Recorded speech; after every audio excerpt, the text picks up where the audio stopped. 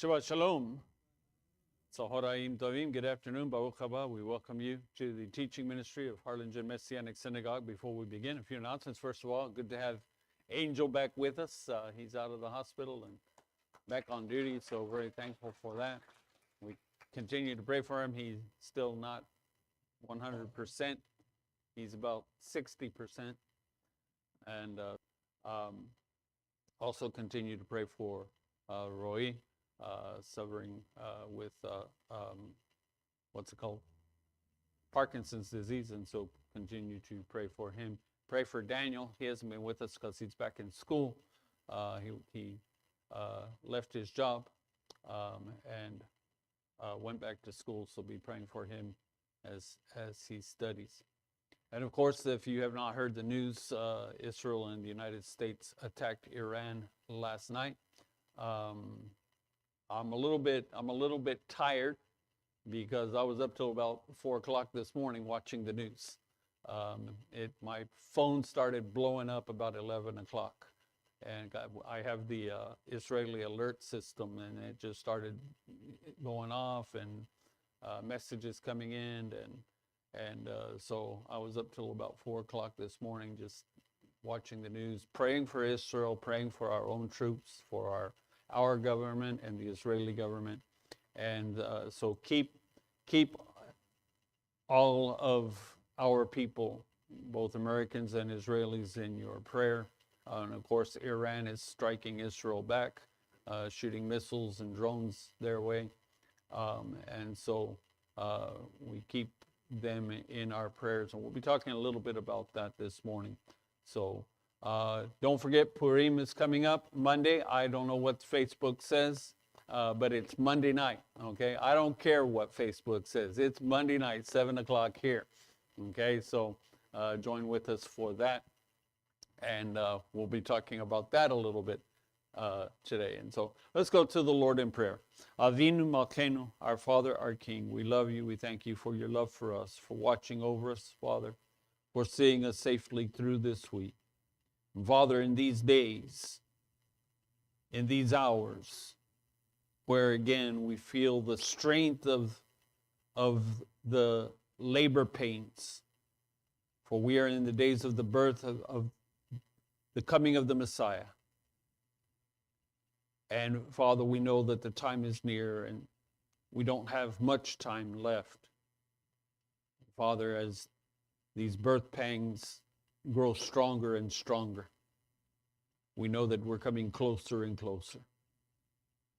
And so prepare our hearts and our minds, prepare our souls, our spirits, for these days that are ahead. As your word says, perilous times shall come. And we're living in those days that you shall hear of wars and rumors of wars. And we are living in those days.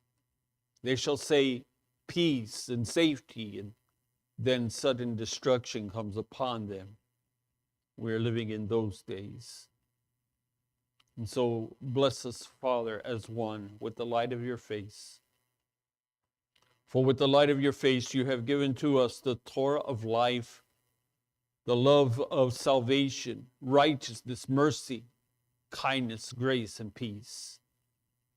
May he of Israel.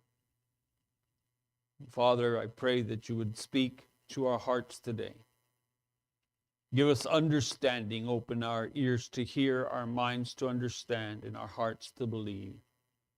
May the words of my mouth and the meditation of my heart be acceptable in your sight. For you are our Lord, our rock. We ask these things in the name of Yeshua Mashiach, the Imu. The book of John, chapter 15. As we mentioned during the liturgy, the days before Pesach, the days before Passover, each Shabbatot, each Shabbat before Passover has a name for it. And the name of today's name is called Shabbat Zakor. Say Shabbat Zakor. Memory. memory. And so this is called the Shabbat of Remembrance. This is a memorial day, a Shabbat to remember. Why a Shabbat to remember? We are commanded, God said, on that day, remember what Amalek did to you. Amalek instigated a surprise attack against Israel. Not with missiles and bombs, but with idolatry, sexual promiscuity, the things that attract the flesh, the eyes, the mind, and in this way capture the heart. And because of what Amalek did to Israel, God had to punish Israel. But he promised that a day would come when Amalek, their grievous sin of causing Israel to stumble. Today is that day. Today is the day that we celebrate the destruction of Amalek, the Amalekites. We read the story this morning of how Shaul, the king, Saul, led Israel to victory against Amalek and defeated all of them. And they were all slaughtered, with the exception he spared Agag, the king of Amalek, for which he lost his throne, he lost his kingdom. Saul lost the kingdom because he disobeyed God, because God said to destroy them all. But he said, you will remember what Amalek has done for you, has done to you. What does that have to do with today? Because we are remembering a form of Amalek. We are remembering what Iran did to Israel on October 7th, 2023. That's what this is all about. Again, and why today? God knows what he's doing. He put this into place so that this war, this attack, would come to us on Shabbat Zachor, the Shabbat of remembering the enemy Amalek and what they did to us. Not only that, but this is the weekend of Purim. Purim is about what? When Haman, the wicked man, spoke to King Ahasuerus, who was the king of Persia, the king of Iran, and talked him into destroying the Jewish people. Purim means lots. Why lots? Because they threw the dice to determine what day the Jewish people were to be destroyed. And so it's the casting of lots. That's what Purim means. But God knew what day it was going to be. And so he rose up Mordecai. And Mordecai spoke to Hadassah, Esther. And Esther spoke to Ahasuerus. And Ahasuerus was beside himself as to how he had been set up. And he had Haman hanged on his own gallows. And on the day of the slaughter, that the slaughter was supposed to take place, Ahasuerus determined that the Jewish people would be allowed to defend themselves. And so they took up the sword against the Persians, who were going to destroy them. That's this weekend. Who is it? It's Iran. There's a lot of significance here. Now, I'm also going to share with you, before we get into the heart of the message today,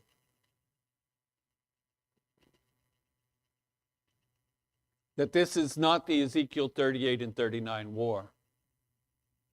This is not the Gog the Magog war, Gog and Magog.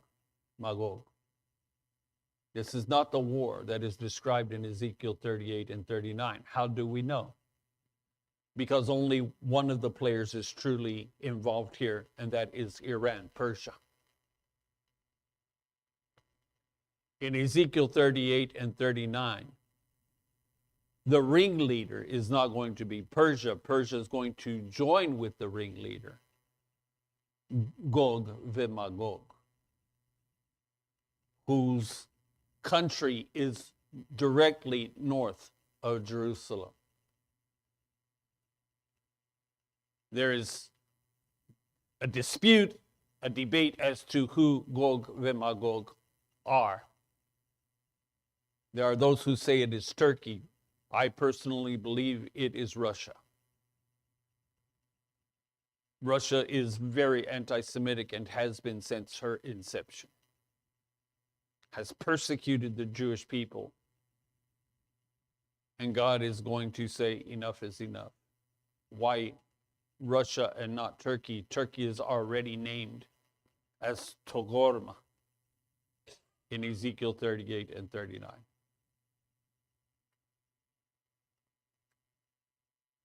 The second thing is that it is Gog v'Magog and Persia who are going to come against Israel in a surprise attack. It was not Persia, it was not Iran who came against Israel. It was Israel last night who went against Iran in a surprise attack. And so the roles are reversed. The second thing is this. When Ezekiel 38 and 39 come into play, Israel will be living in peace and prosperity. How do we know this? Because it says that they will come into a land of unwalled villages. What is unwalled? Because back in that day, they had walls around to keep invading armies from attacking the villages. But the enemies of Israel will come into Israel in a time when Israel will be living in unwalled villages. Meaning what? They've let their guard down. Why? A time of peace has come.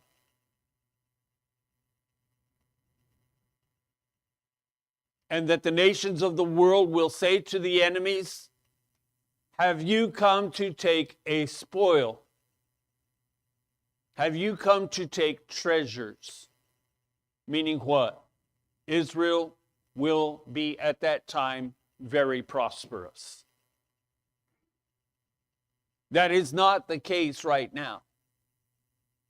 Israel is not living in a land of unwalled villages. She's not living in peacetime. And much of her economy is geared toward war, toward the making of weapons and the facilitating of the armed forces.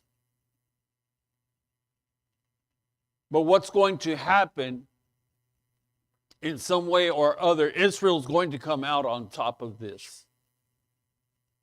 And there's coming a period of peace in which Israel, because Iran will not be what it is, what it has been. And so things will calm down. And Israel will be lulled into a dream world, lulled to sleep because everything has calmed down and is now peaceful. And prosperity will take off. Israel will become wealthy. And that is what is going to draw the enemies in. That she's not ready, she's not looking, she's asleep, and she's wealthy.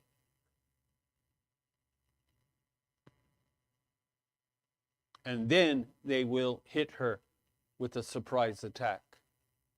And there, God himself will defend Israel. Today, Israel's depending on herself for defense, on her weapons and on her armor, her armies and the IDF and on her prowess.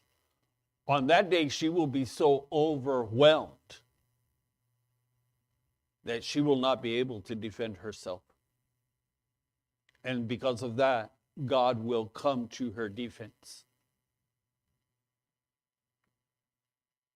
Saying what? It is when you have done everything you think you can do, you have done everything you can do, and you are at your lowest point and at the bottom. And from there, you look up to God for help. That is when he steps in to help you. Not when everything's going your way, but when you find yourself at the bottom. And in fact, in the book of Deuteronomy, God tells Israel through Moshe, he says that you, because of your sinfulness, you will be scattered around. Not you maybe. He says you shall be scattered around the world, and you will be worshiping false idols. And he says, if from there you return, you repent, and you return to me, I will come to you and I will lift you up. From where? Your lowest point. Your lowest point. So what we are saying is this. There's time. We're not at the end yet. We are approaching the end. We are not at the birth of the Messiah, that is the second coming of the Messiah, the birth of his eternal kingdom yet. But the labor pains are increasing in strength. And so as a woman is in labor, she has a powerful contraction. And then what? Calms down. And then what? Another powerful contraction, and then it calms down. This is where we are. We're seeing things, and then it calms down, and then it blows up, and then it calms down. But the blowing up is increasing in speed and strength. The spaces between the contractions are growing less, saying that we are approaching that day.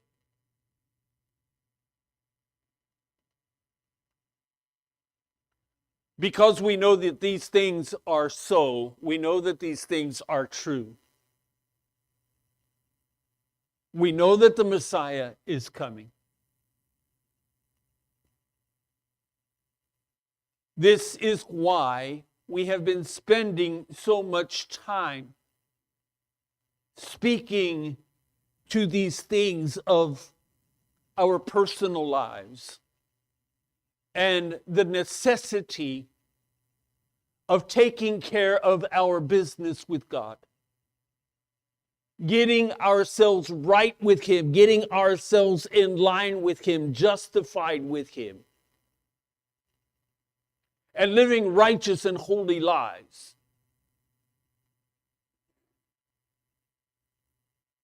There's a verse that says, redeeming the times because the days are evil.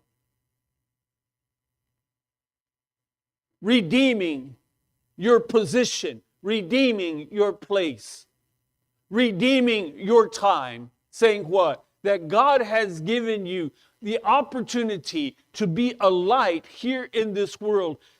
The question, What am I doing with this opportunity that God has given to me, knowing that the days are evil, that the night is growing dark, that the storm is upon us, that our time is short?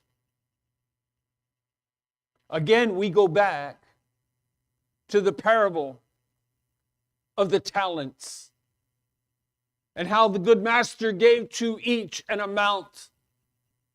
He gave to one 10, he gave to one 5, and he gave to another 1. And then he went on a long journey with the promise that he was coming back to reclaim what was his own. And so the first one who had received the 10 went out and put that 10 to work and multiplied it, doubled the amount. He redeemed his time.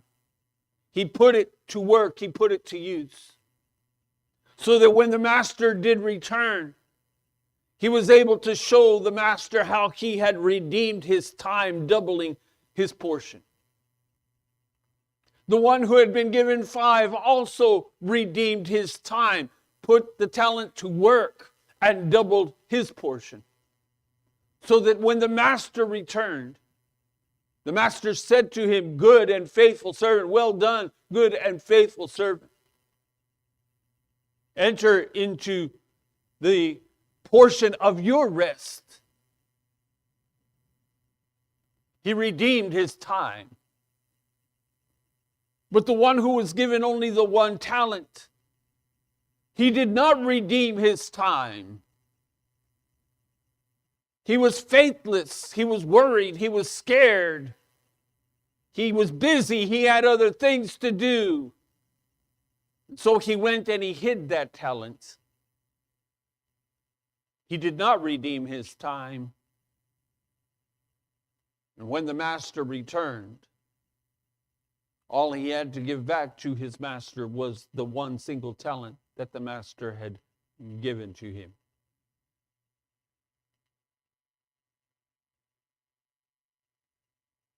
We are warned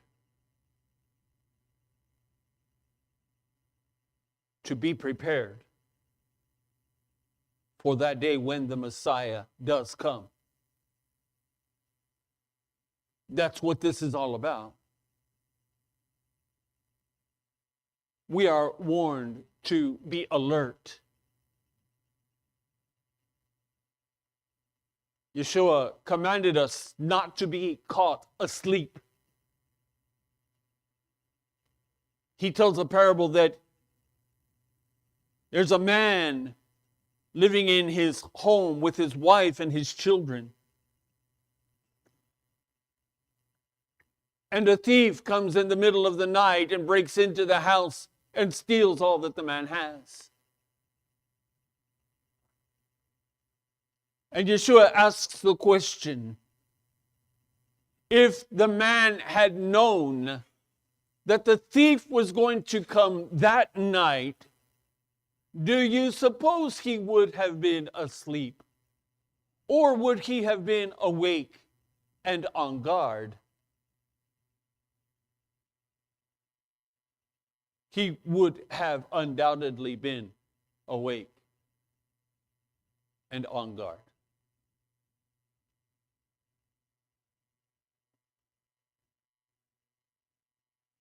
And so we are called to alertness, awareness, to be awake, to be watching and waiting and praying and serving, so that when the Messiah comes, he finds us faithful. He finds us redeeming the time. And so this is why we have spent these weeks, these couple of months, teaching on the fact that judgment is coming. And that even you and me as followers and believers of Yeshua must stand in judgment. even as those 3 men who were given their share of talents also then had to stand before the master and give explanation as to what they did with what they had. It's not just a fun story. It's not just a good story. It's a warning to us that your life is like this. As the servant had to stand before the master and give answers, so we are going to have to stand before our master and give answer to as to how we lived our lives.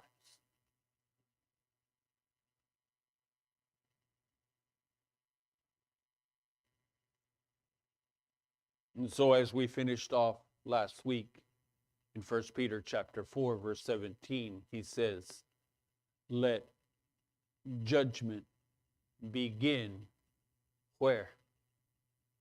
In the house of God. What? Let judgment. Judgment is going to begin with us. Take it seriously. Judgment is going to begin with me. Before he judges the world, he's coming to judge the world. But before he judges the world, he will first judge us. For we are his own. And he cannot judge the world if he does not judge his own. So 1 John chapter 15.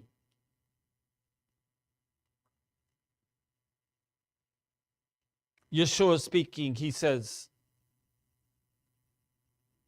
I am the true vine, and my Father is the gardener. Every branch in me that does not bear fruit, he, the gardener, the Father, he takes away. And every branch that bears fruit, he trims so that it may bear more fruit. Saying what? If you have an orchard or a vineyard planted for its fruit, you do not simply allow the trees or the vines to grow wild. Because if they grow wild, they will become less productive, even becoming unproductive. Why? Because a tree or a vine that is allowed to grow wild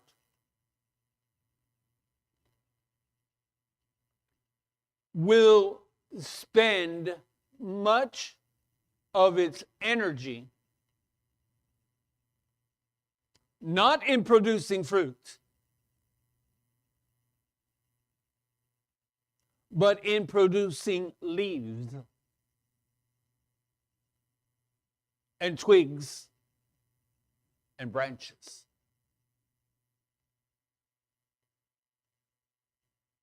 You see, the tree or the vine only has a limited amount of energy.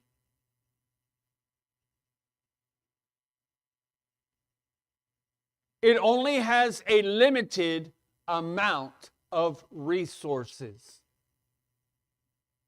that it can spend. Just like you and me.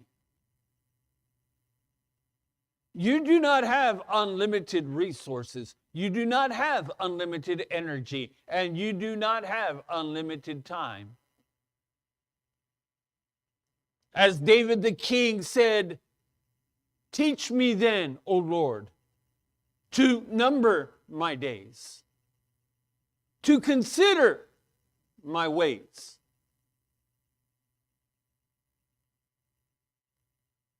Help me to understand that I only have a limited time amount of life on this earth. And that's it.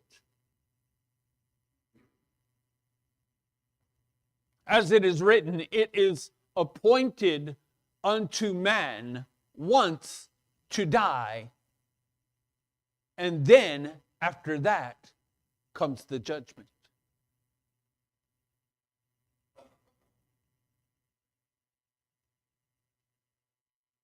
And so we are given to each of us a limited amount, a limited number of days to serve the King in this life.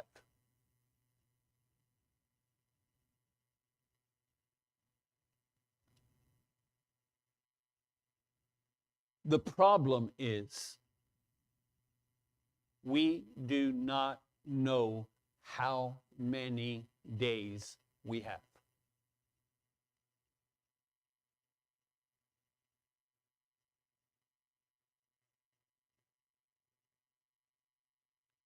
And that is why David HaMelech said, teach me to number, to take each day seriously.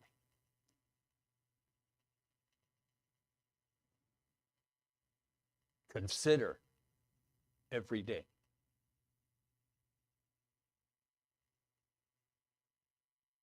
We get in a hurry to rush through life. Correct? You start off on Monday, back to work. How? I don't want to go to work.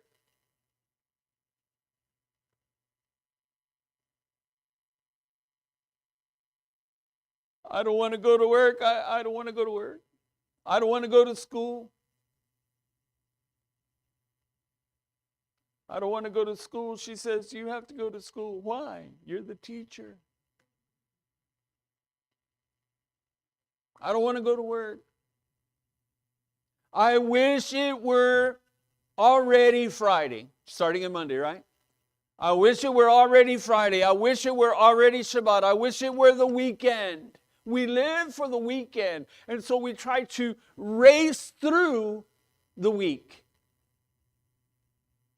When I come to the end of my life, how many of those days would I wish back that I rushed through, hoping to get to something else?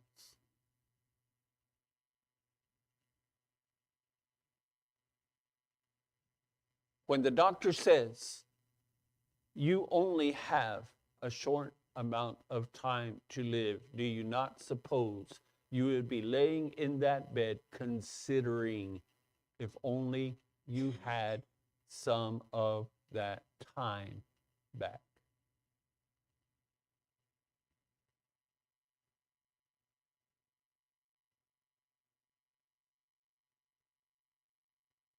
Then take every day seriously.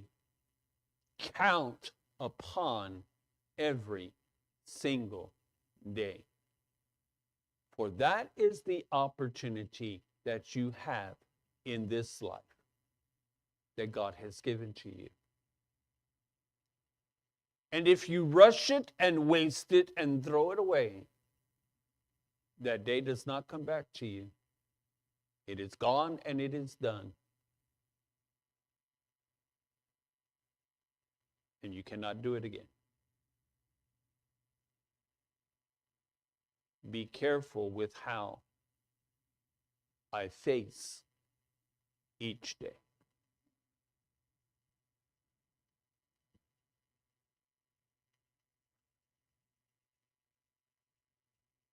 And so I only have a limited amount of time to spend with you, to teach you, to instruct you, to help you. This is why we're not a modern church. Don't mistake us for that. We are a synagogue. Today is Shabbat. This is the Lord's Day. Saying what? This is Shabbat. This is about Him. This is when we put everything else to the side to focus our mind, our heart, our attention on the Creator, on the King. So in synagogue, we're not in a hurry to get done and get out. This is a day where we can stop everything else and focus our heart, our mind on the King.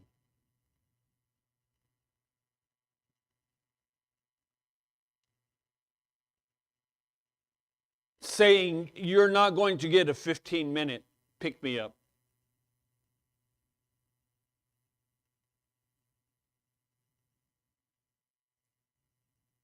We teach here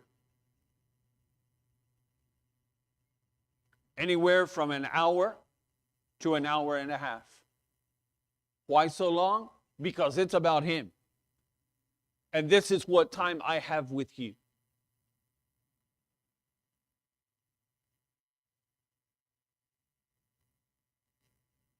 And so we take our time and we spend the time. Why? Because one day I have to stand before Him, and you have to stand before Him and give an accounting for my time.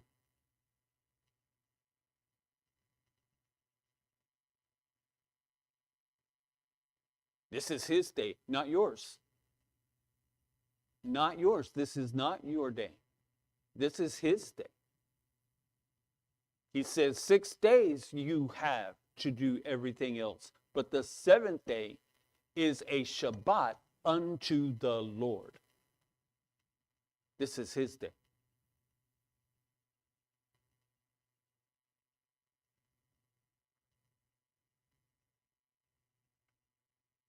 And so we have limitations. We have limitations of energy, of strength, of resources. Saying what? What are you using? What am I using my energy on? What are you using your resources for?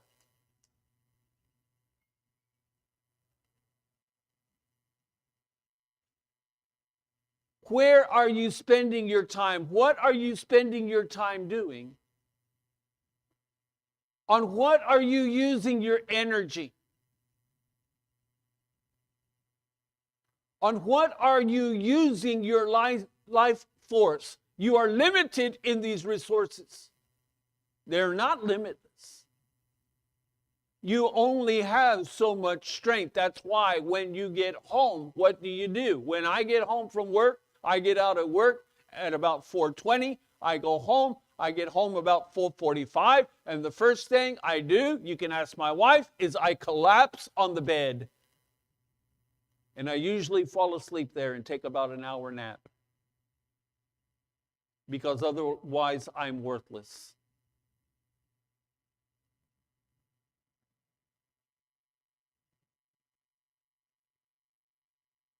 It's what happens when you get old.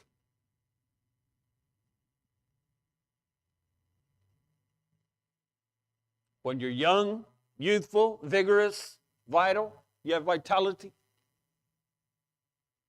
you're able to do more, exert more, push more. But as your life passes and begins to fade away, you find that those roots under the ground are able to draw up less and less nutrients and food and resources from the earth. And your energy begins to shrink.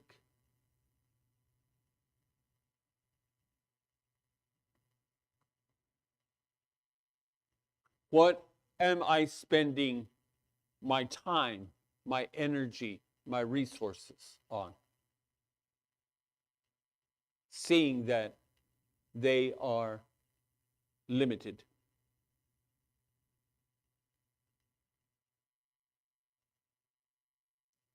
Just like your paycheck, you see.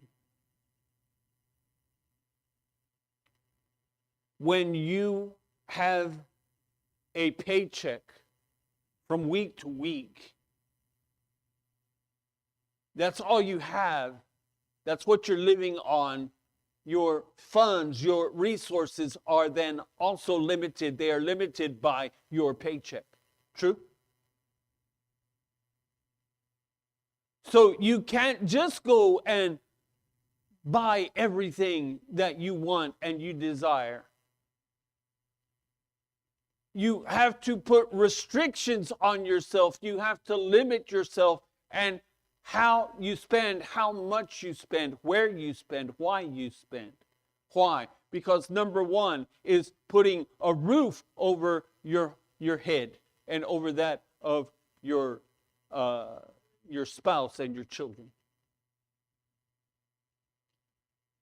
Putting food on the table, putting electricity into the wires, putting gas in your car. This all takes some from here and some more and some more and some more until by the time you get to the end of it, you've gone from a paycheck to this much that you're able to spend on yourself. But if you go out first and you spend on televisions and on going out to eat and fancy things and all of that, and then you can't pay your rent or you can't pay your mortgage, you can't make your car payment, you can't buy gas, you can't buy electricity, you can't buy food.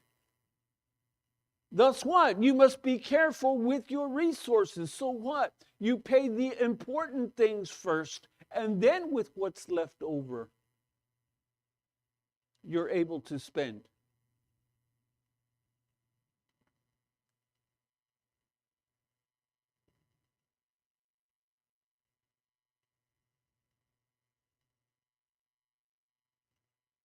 Why am I talking about all of this? Because a tree that is growing wild also only has limited resources, limited energy.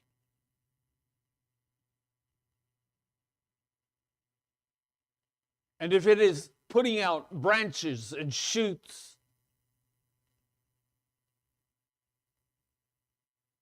then it will spend much of its energy and resources keeping those branches and shoots and those leaves alive. Then when it comes time to produce fruit, it no longer has the energy or the resources then to bear the fruit. Then what? It will not produce fruit. It does not have the energy and resources to produce the fruit for which it is there. That's the purpose. That's the reason for its existence.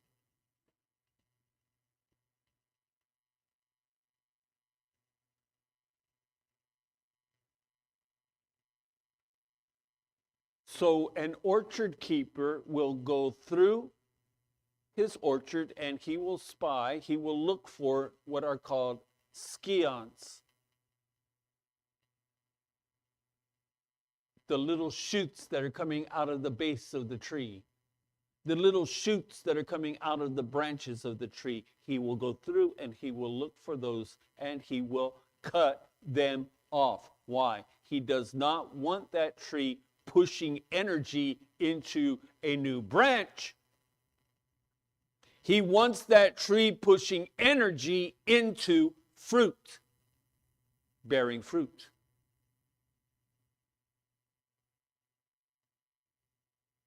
And so he will cut them off.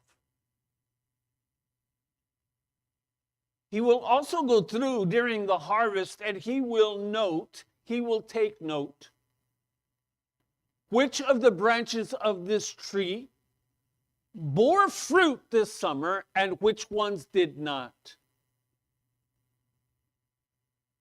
Because if a tree has a branch not bearing fruit, then what is that branch doing?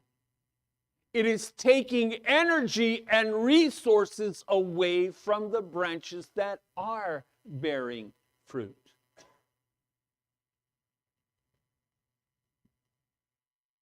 And since the purpose of the tree is to bear fruit, if the branch is not bearing fruit, he will take that branch out. He will remove it. Why? It is not serving his purpose. And by not serving his purpose, it is stealing the resources, the vitality, the life from the branches that are bearing fruit.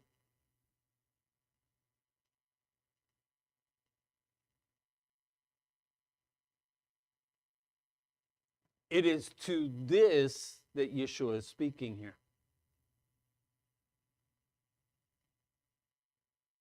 That the gardener goes through checking the vines, checking the trees,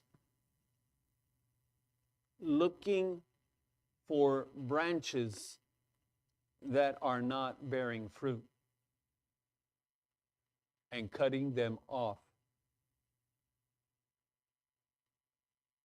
because they're not profitable.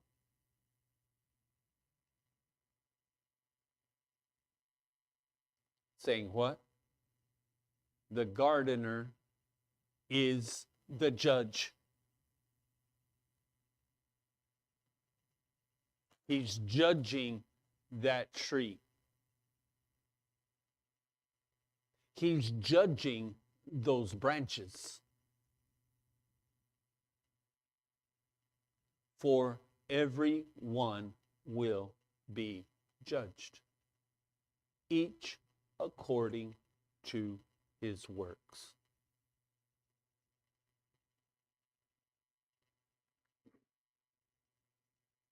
Saying what?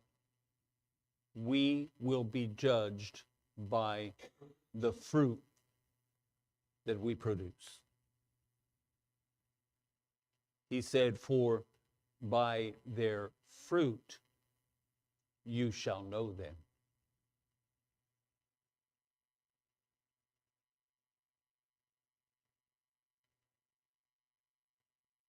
And so the gardener, the creator, the king is watching.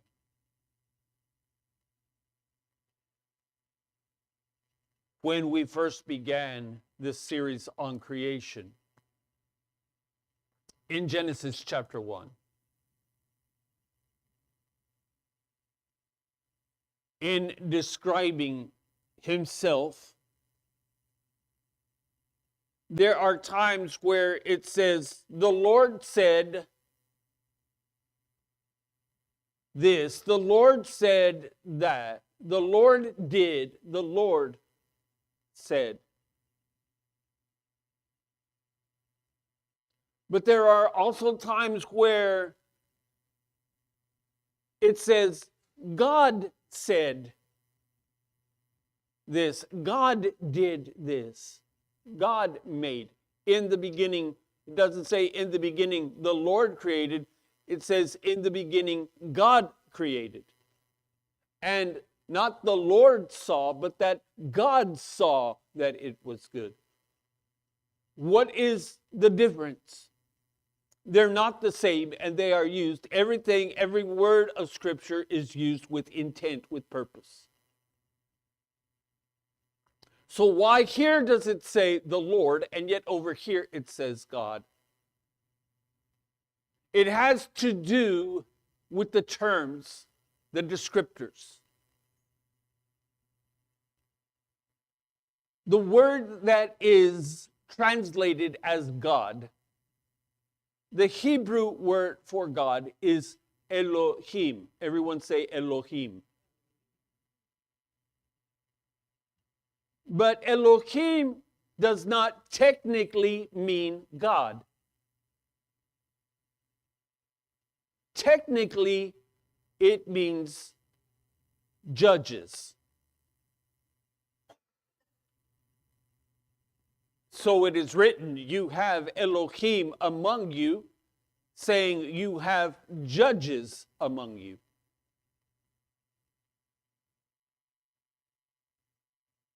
So when the scripture uses the word Elohim, translated God, that is, he is acting on the side of judgment. He is judging. Thus, in the beginning, the judge created heavens and the earth. The judge, God saw, said, let there be light. And there was light, and it was good. And God saw, the judge saw that it was good. Saying what? When you have a person who is a contractor, a construction contractor, he's building a house. The contractor does not avoid the house. The contractor does not show up at the house. The contractor is at that house every single day, looking it over, looking at his workers, looking at the construction, how it's done, what's going on here. He's looking at it. What is he doing? He's judging it. Is it level? Is the roof level?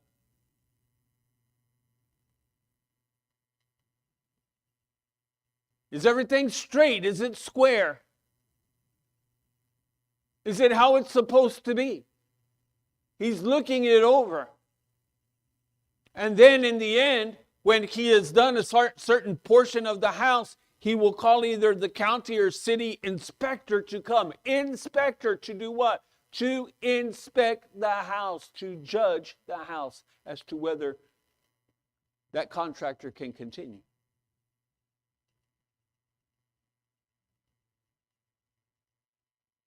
That's the term Elohim. That is why in Genesis chapter 1, it speaks of him as God, that is, as judge. He's judging his creation. So you have the side of judgment. The other side is the side of what? Mercy. Father, judgment, mercy, mother. This is the Yud-He-Vav-He. This is Yehovah. This is the mercy side. So when it speaks of, when you read the Lord said and the Lord did, i.e. Yud-He-Vav-He, this is his side of mercy.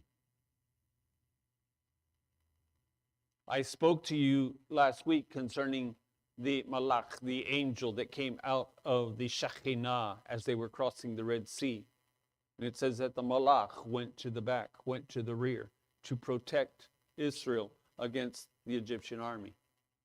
And he is not called Malach Yehovah or Malach Adonai. He is called Malach Elohim.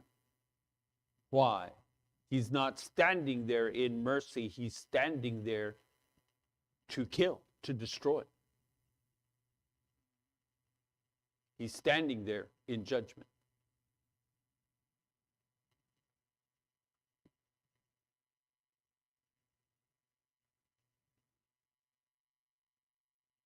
And so we have this duality about God,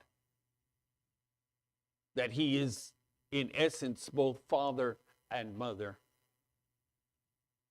He's both disciplinarian and demonstrator of loving kindness.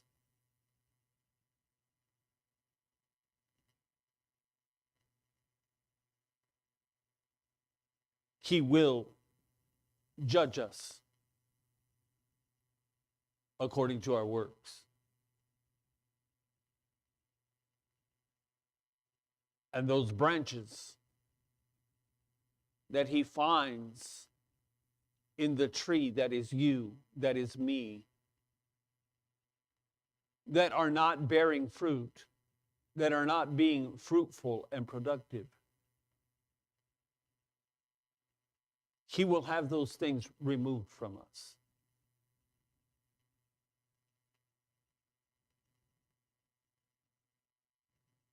they're to be cut off. Why? Because those things are taking too much of our time, our energy, our resources. This is why I spoke to this last week and a few weeks ago, a couple of weeks ago, saying it's not necessarily about sin.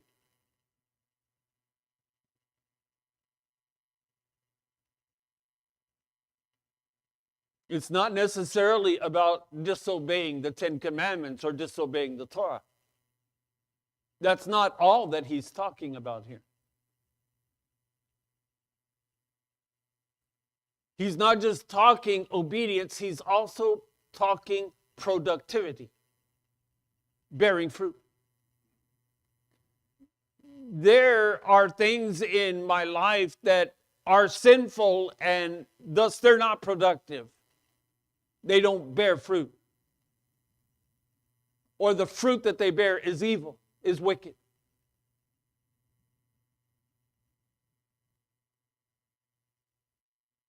Then there are things in my life that are not sinful. They're not producing evil fruit, wicked fruit. They're not producing sour grapes. They're not producing any grapes.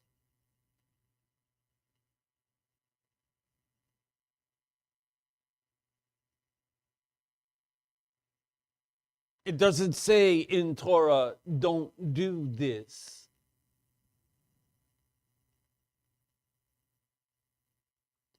And so I do it because it doesn't say not to.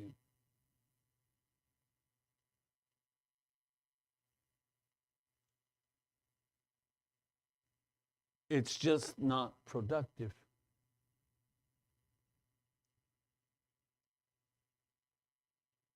It's not that it's producing wrong, evil, wickedness in me. It's not producing anything in me.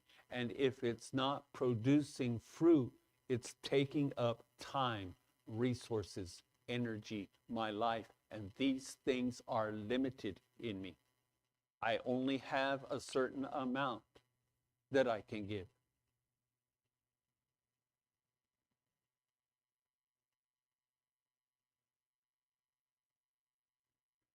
You say, what would these things be? That is a question you must ask yourself. I cannot tell you.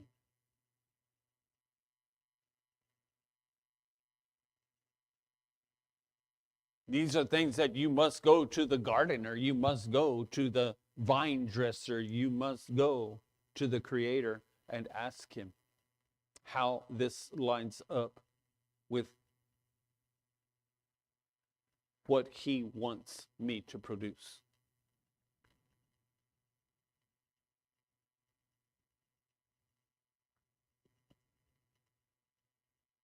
Could be spending too much time watching TV.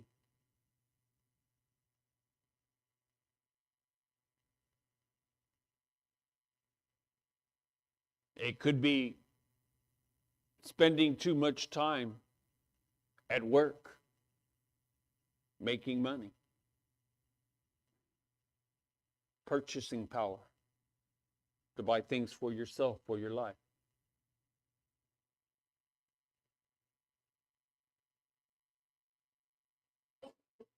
It could be spending too much time with friends.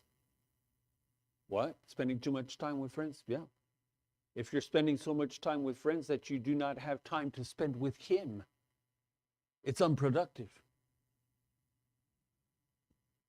Isn't it amazing how we can talk for hours with a friend, but we find it difficult to talk 5 minutes with God?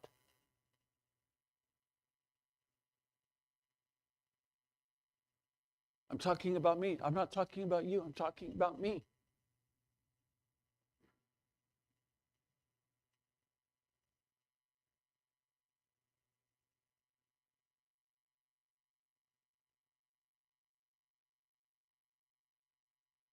We find it easy. We spend so much time, many of us, in front of our television sets.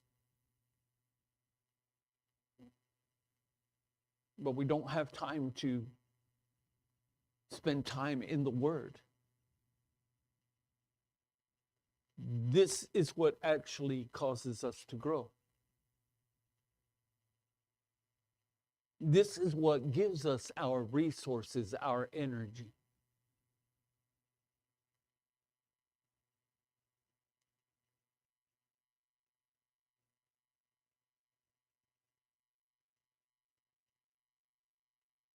And so I'm just throwing things out there to give you ideas to consider, because you see, it can be many things.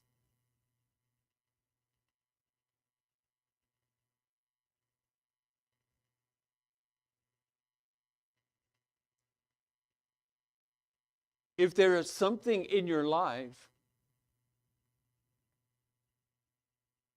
and it is not bearing for you the fruits of the Spirit,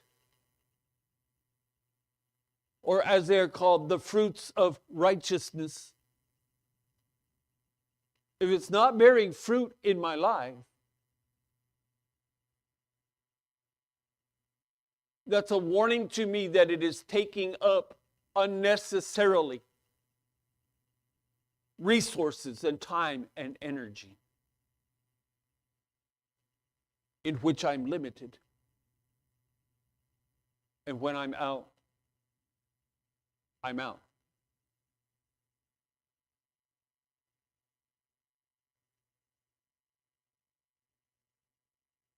So the gardener, the vine dresser, will go through and trim. What is he trimming? The branches that are not bearing fruit. Why is he trimming those? Are they not part of the tree? Are they not part of the vine? Yes, they are. But they are taking away necessary nutrients and resources from the vines that are producing. And if there are enough branches being unproductive on that vine or that vine or tree will not put out fruit, because all of its energy is going into the branches. Then what? He tells you, the tree that does not produce fruit is cut down and thrown into the fire.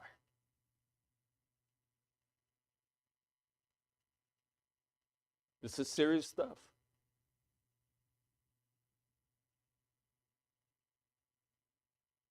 Would you rather trim some branches and become fruitful, or have the whole tree cut down because it's not producing fruit? If it's just a branch not producing fruit, then just the branch is cut. But if it's the whole tree not producing fruit, then the whole tree is cut. Why? To make room for a tree that will produce.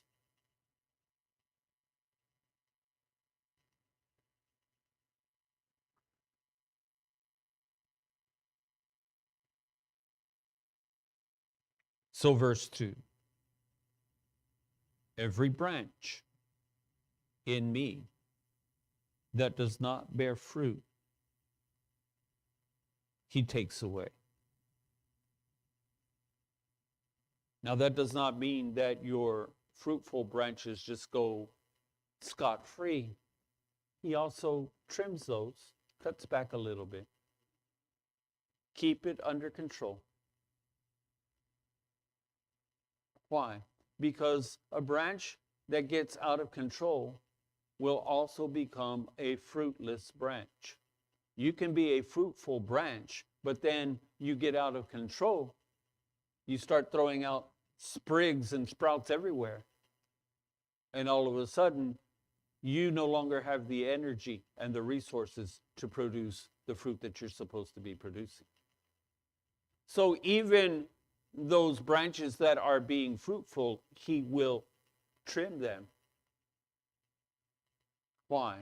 To force them into producing fruit.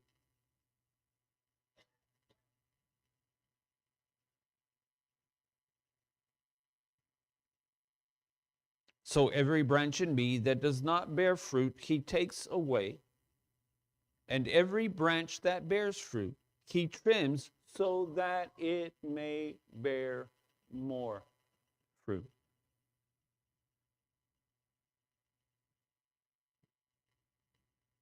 Now notice, and we're close here, he says, he's not talking about sin. He's talking about fruitlessness.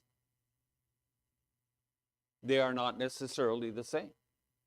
Sinfulness is fruitlessness, but there are other things in our lives that are not necessarily sin, that are not sin, but can also result in fruitlessness. Notice what he says. Verse 3. You are already clean.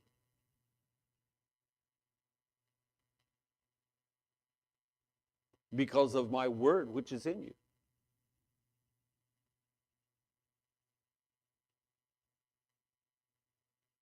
You're clean. You're just not producing fruit. I'm clean. I'm just not producing fruit.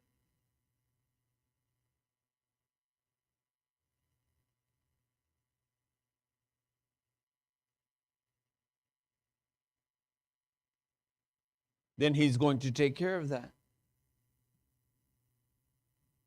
Abide in me. What is that? Our attention, our focus, my purpose for being here, my purpose for existing is him.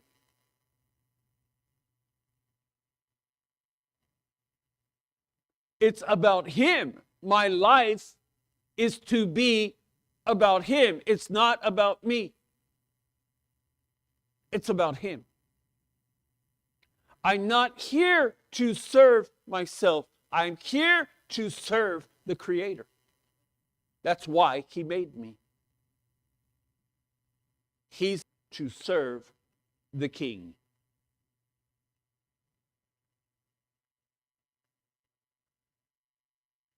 Thus, if I abide in him, he will abide in me. The branch cannot itself produce fruit. You can't take a branch off of a tree and hang it out on your fence, and that branch produce fruit. If a branch is disconnected from the tree, it's dead. It produces nothing. Only when I am connected, hear me, only when I am connected to God do I bear fruit. Only when I am connected to God do I bear godly fruit. Fruit of righteousness.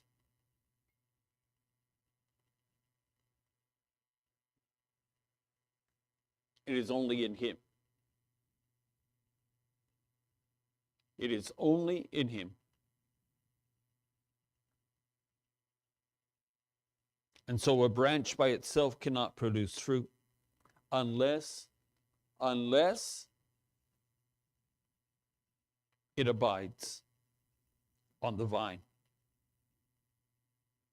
Likewise, you cannot produce fruit unless you abide in me. So then, how do you make judgment?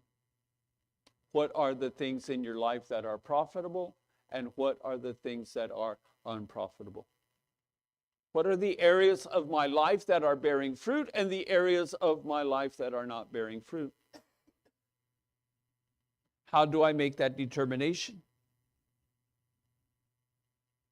You cannot produce fruit unless you abide in me. Saying what? If this thing in my life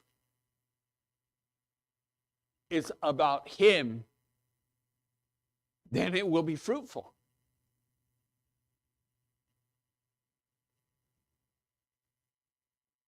But if it's about me, it will not be fruitful.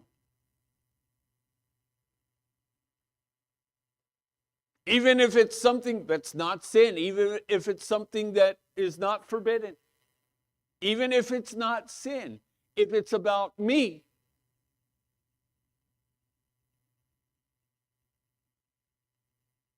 it will not bear fruit of righteousness and godliness.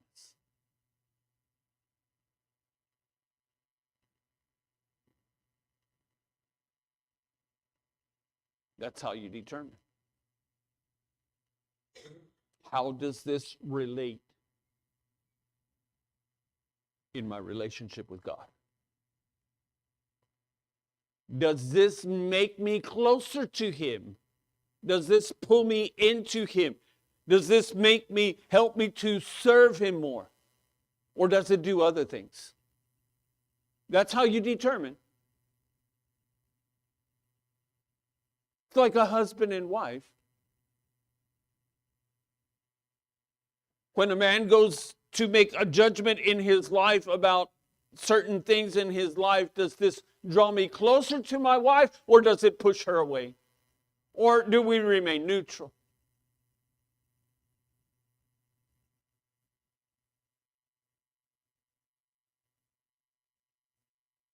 There's only one answer that is acceptable there. To draw in. If it pushes away, that's unacceptable. But hear me, even if it remains neutral, it is unacceptable. The only thing that is acceptable is to draw in. To walk closer, to live closer. Is this thing that I'm doing, is it drawing me into my wife or is it pushing her away? Or is it neutral? If it is neutral or pushing away, this is unacceptable. I need to get rid of that. I need to get that out of my life. You see, again, this is what Yeshua spoke when he said, he who is not with me is against me. There can be no neutrality.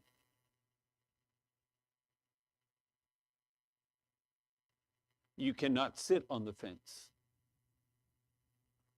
If the action is neutral, it is contrary.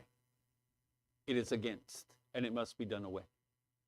The only action that is acceptable is that which pulls me into him, into relationship with him.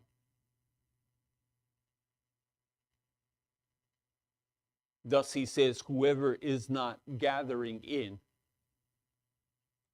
is scattering abroad. You say, I'm not doing anything, then you are scattering abroad. There is no true neutrality.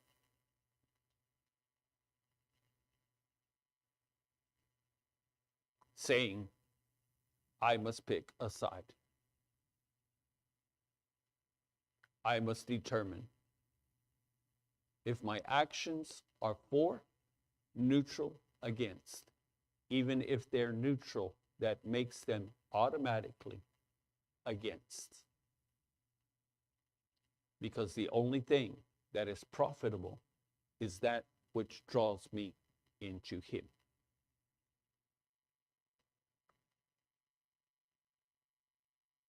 Why? He is the source, say source, of life. He's the source. And if I'm disconnected from the source, I'm like a branch that has fallen off the tree.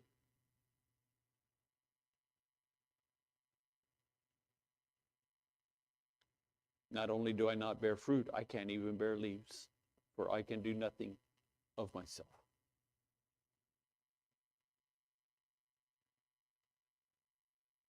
If this thing in my life is not connected to the source,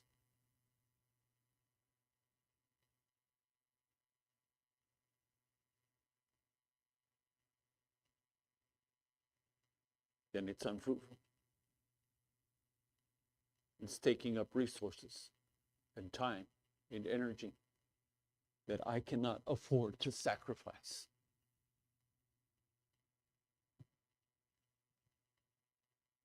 My life is to be wholly about Him. About you. But you see, when my life is about you, it's about Him. When my life is about my wife and my children and my grandchildren, then it's about Him. But when I'm living my life for me,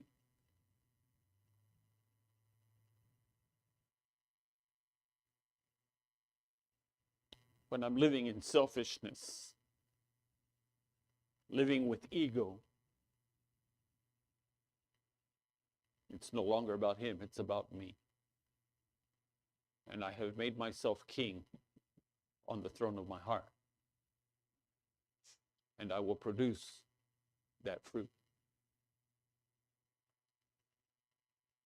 And so we will continue this study next week, speaking of the branches. Heads up. Paul tells me, if I would judge myself, I will not be judged. But if I will not judge myself, then He will judge me. Saying what? If I'll trim my own branches, He doesn't have to trim them.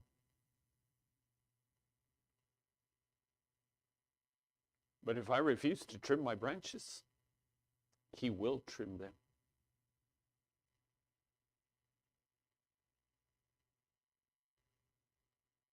And it will be painful. It will hurt. For no discipline is pleasant in the moment. Our Father, our King,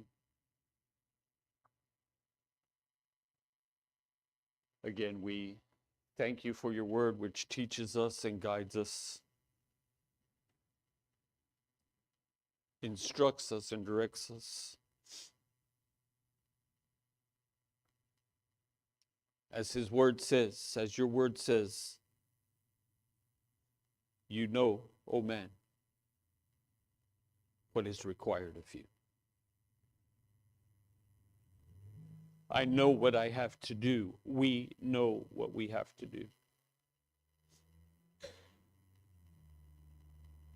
Father, I ask that You would give us the strength and the courage to face ourselves,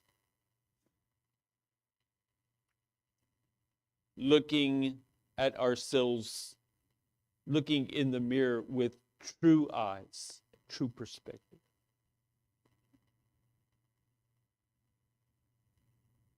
Being honest with You and with ourselves.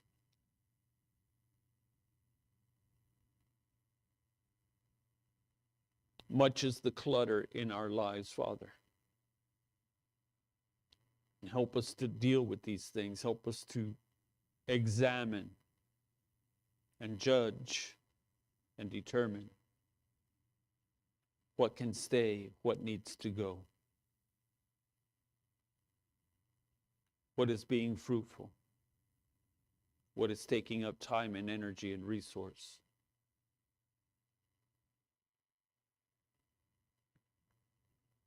because your coming is near.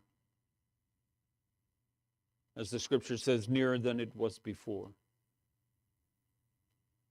And we see these days fast approaching us. The darkness is hard upon us. We know that the King, the Judge, is approaching. Help me then, Father, and these who are before me to be serious and to take these things seriously, to consider where we stand with you, lest we be cut away.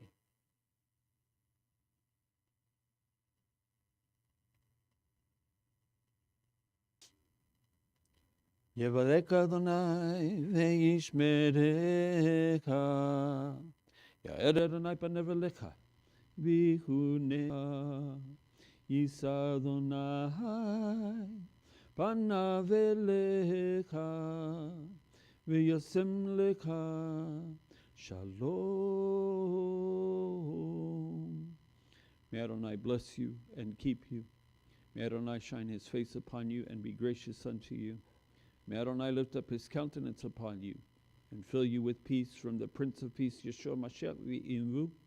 Amen.